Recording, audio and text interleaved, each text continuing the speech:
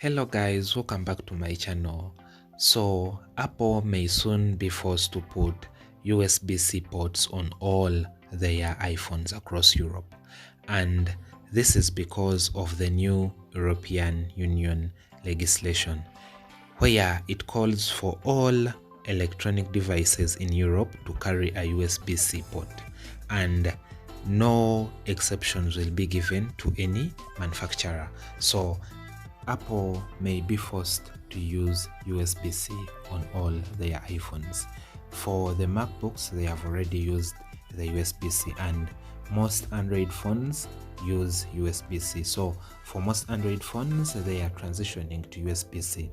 And in Europe, they are putting this for all devices, electronic devices, electronic manufacturers, to get a USB-C port to reduce on the electronic waste.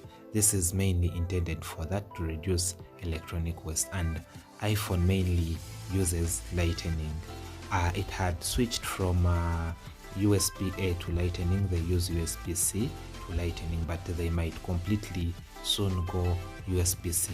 But iPhone might go portless before this thing passes through completely, and it will go portless because iPhone is working towards that as they introduced the MagSafe to make wireless charging more secure, more fast, and more convenient. So iPhone might be planning ahead to have a portless iPhone, but at the moment iPhone might also be forced to use USB-C. Since many Android phones use USB-C, iPhone might also switch to USB-C in the near future.